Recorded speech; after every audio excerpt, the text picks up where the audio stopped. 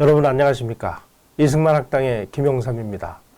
오늘 김용삼 현대사 시시비비 그 세 번째 시간입니다. 오늘 제가 여러분하고 같이 고민을 나눌 주제는 만주에서의 항일 무장투쟁 이야기입니다. 그래서 제가 제목을 대체 만주에서는 어떤 항일 운동이 벌어졌나?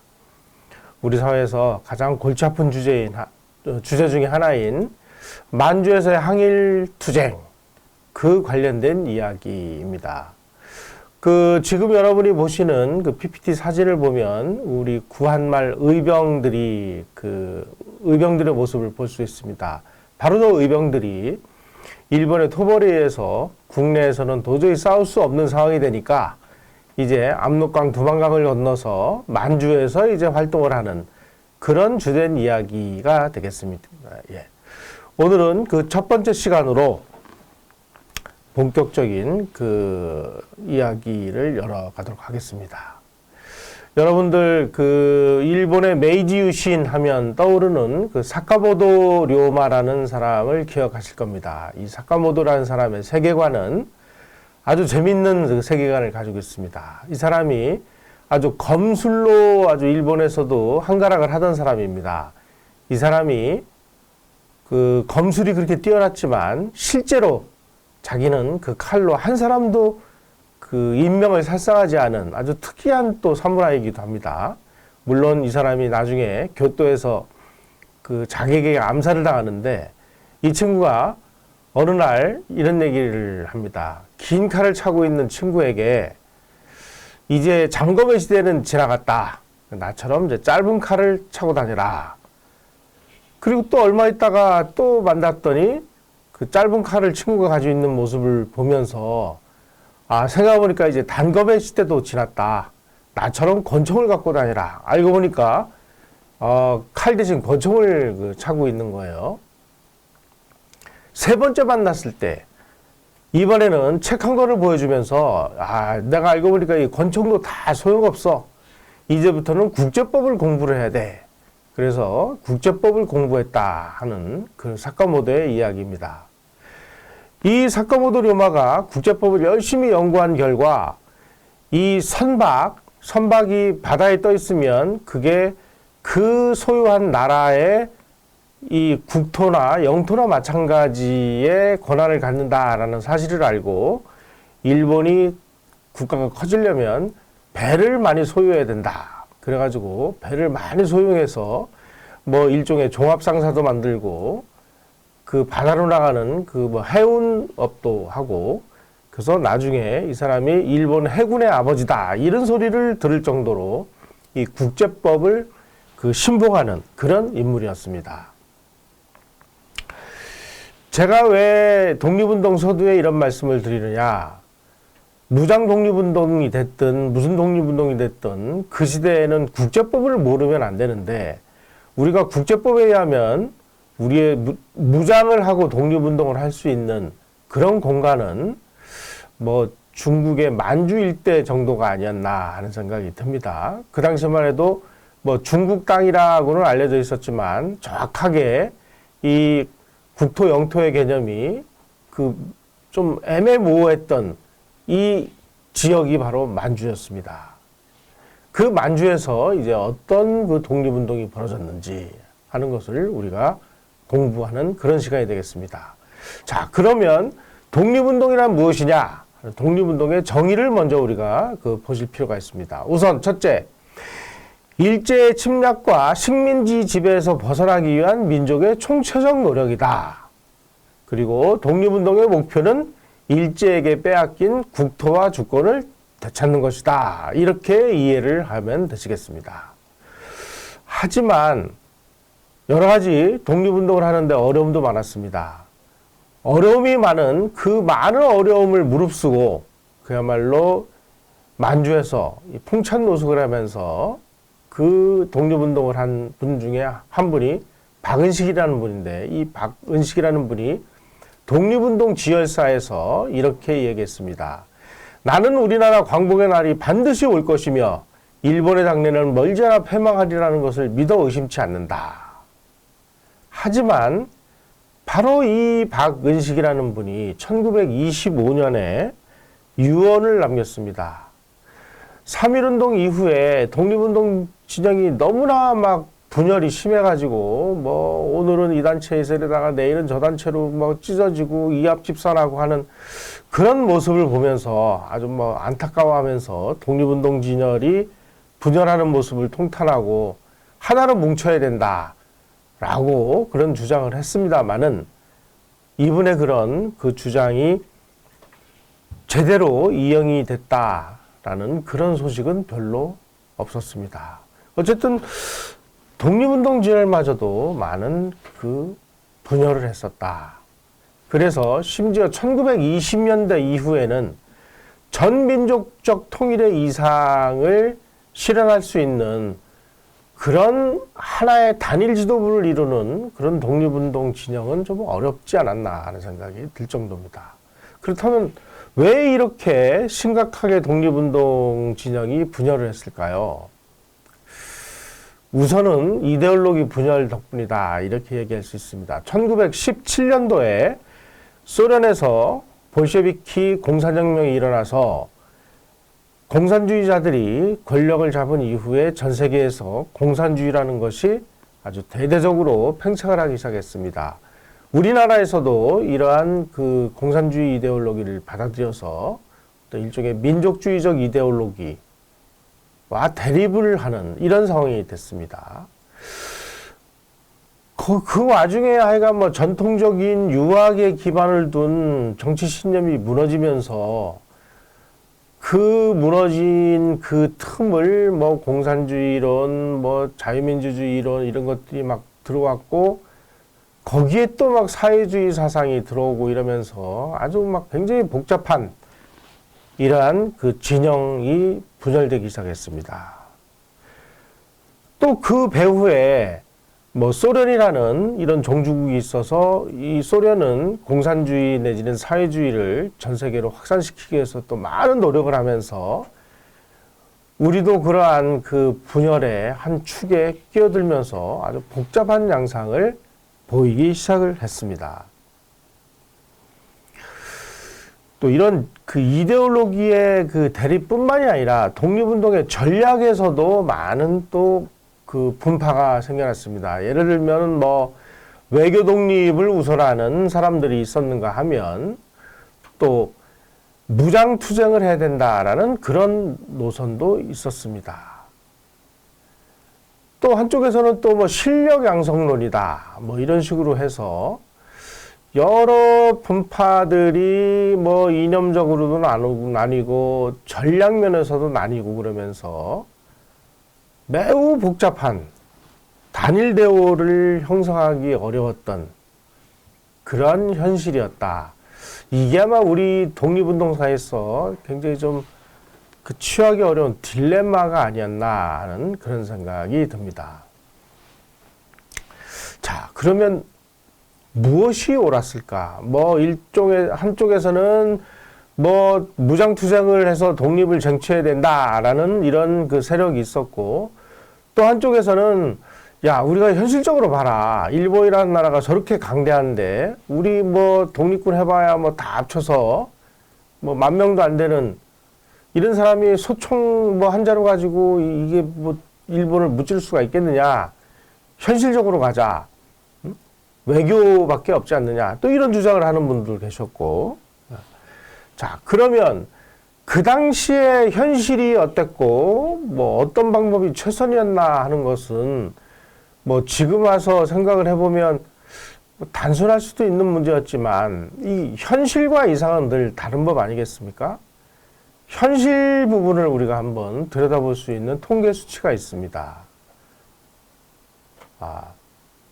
이 PPT 자료를 보시면 1894년에 동학군이 이제 봉기를 해서 뭐 1차적으로 그 뭐 탐관오지를 막 무찌르고 내쫓고 그러다가 이제 뭐 청나라 군대하고 일본 군대가 한국으로 들어오니까 해산을 했다가 또 일본군이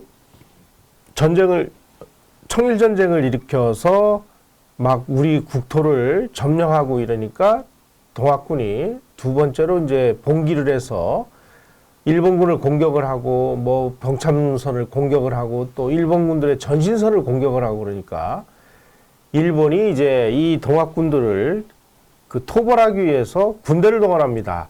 그때 동원된 부대가 일본 후비보병 제19대대인데 19대대 산하 3개 중대가 주력이 됐습니다. 총 719명. 그리고 조선 관군이 약 3,000명 정도, 합치면 한 4,000명 정도가 좀 넘지 않는 이런 정도였습니다. 그때 동학군은 일부 자료에는 뭐 16만 7천 명이라고도 하고 뭐 일부 자료에는 또 몇만 명이다 이게 뭐 틀립니다만은 수만 명이라고 우리가 칩시다.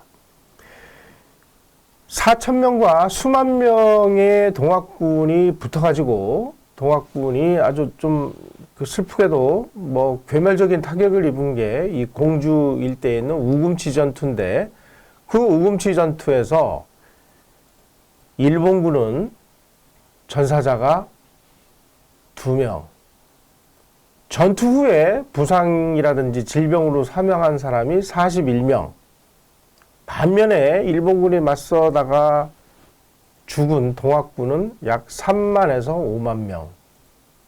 어떤 면에서 보면 이거는 전투라고 하기보다는 차라리 학살이었다라는 말이 가까울 정도로 이 소위 말하는 무장이 완전히 전근대와 근대의 싸움이었다. 이렇게 우리가 얘기할 수 있습니다.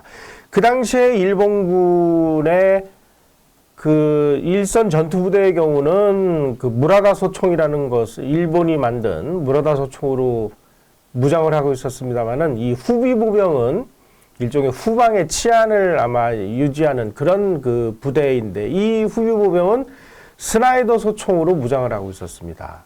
최대 사정거리가 1150m, 유효거리가 900m.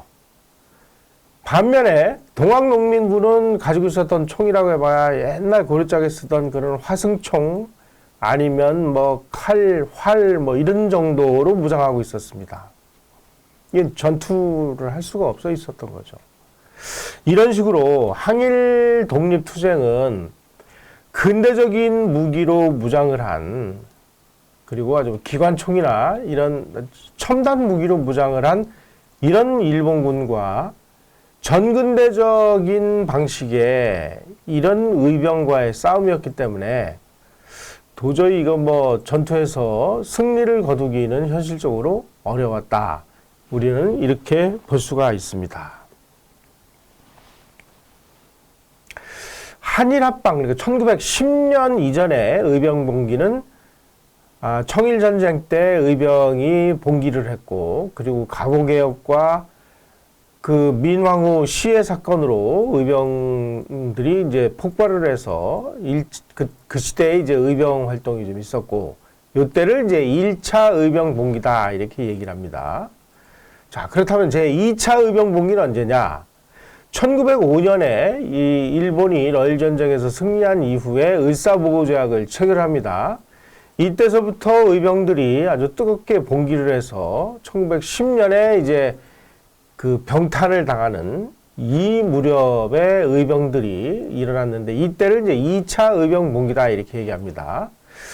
제 2차 의병 봉기의 경우 대부분이 지방 유생들이 주도를 했고 그리고 의병장을 중심으로 해서 병력 수는 약 40명 내지 50명 정도의 농민들이 가담한 의병 부대가 일종의 주축을 이루었다 이렇게 볼 수가 있습니다.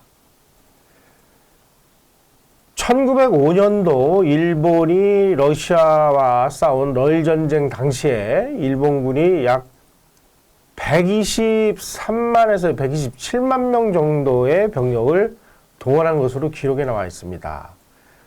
러일 전쟁에서 막 약 23만 명 정도가 죽거나 다치고 그래서 러일 전쟁이 끝났을 때 이때 약 100만 명 정도의 군대가 있었습니다. 1907년 대한제국 군대를 그 군대 수준이 몇 명이었는지를 연구한 그 연구 자료에 의하면 시위부병이 약 2개연대 3,600명, 그 다음에 기병, 포병, 공병, 뭐 군수품 보급부대 합쳐서 약 400명, 그리고 지방군대가 8개 대대, 그래서 4,800명, 다 합쳐서 대한제국군이 약 8,800명 정도였다. 이렇게 통계가 나와 있습니다. 100만 대군과 8,800명의 대결. 전쟁을 할 수가 있었을까요? 엄밀하게 따지면 우리는 일본하고 전쟁조차 할 수 없는 이런 상황에서 그말로 을사보호자에게서 우리의 외교권을 뺏기고 또 1910년에 강제로 이 한일 병합조약에 의해서 나라를 뺏기는 이런 상황이 됩니다.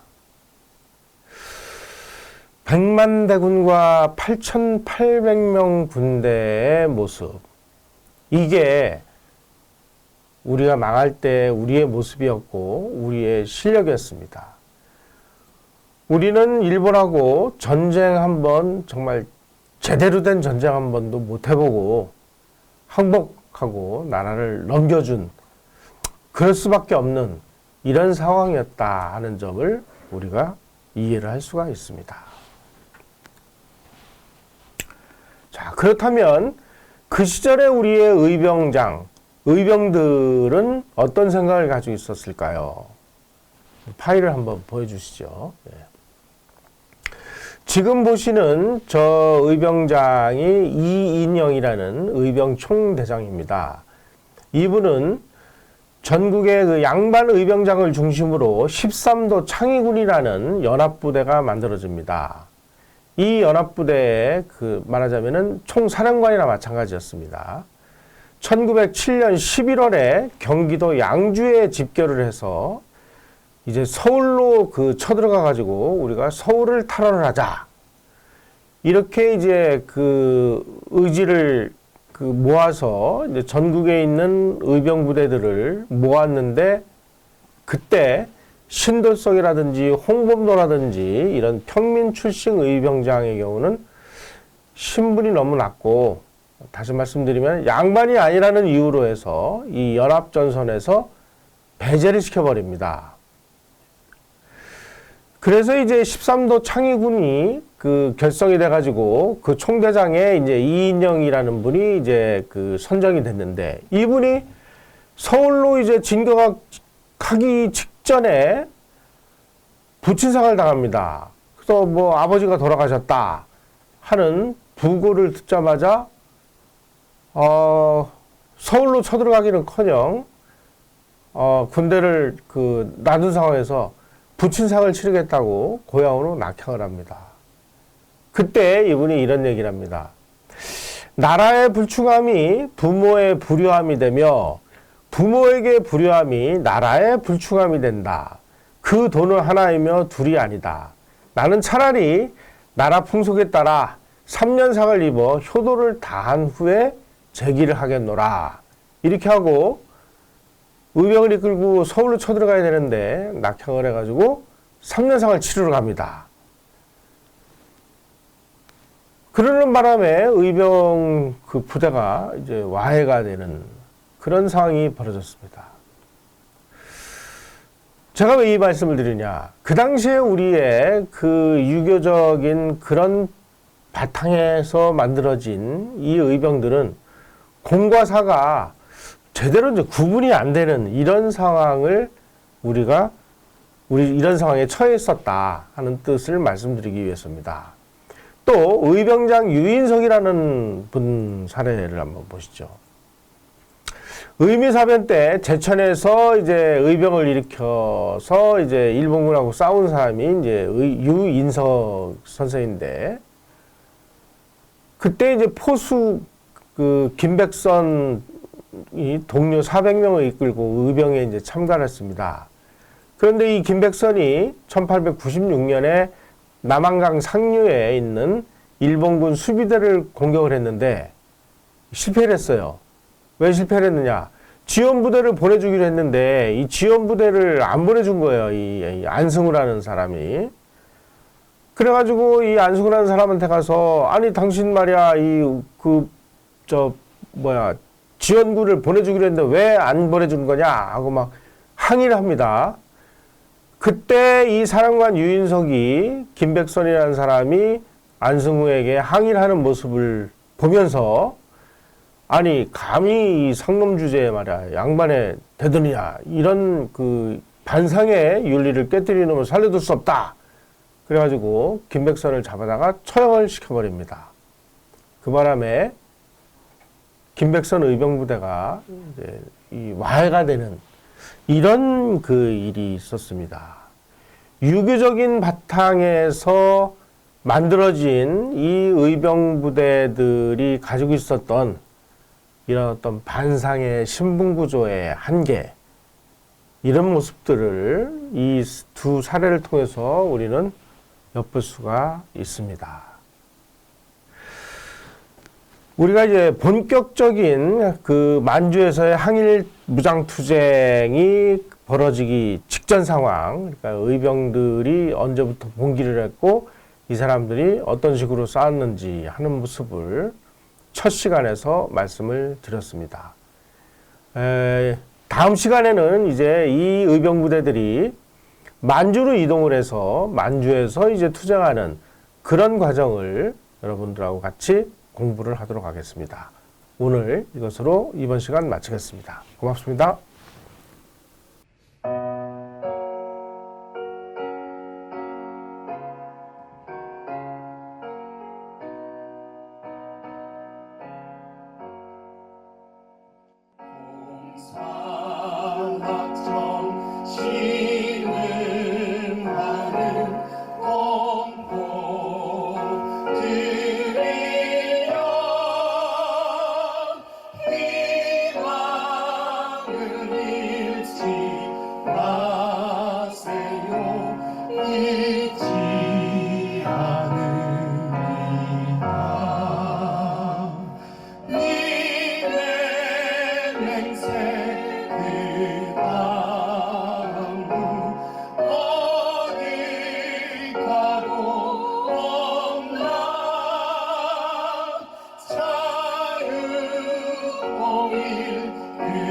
그날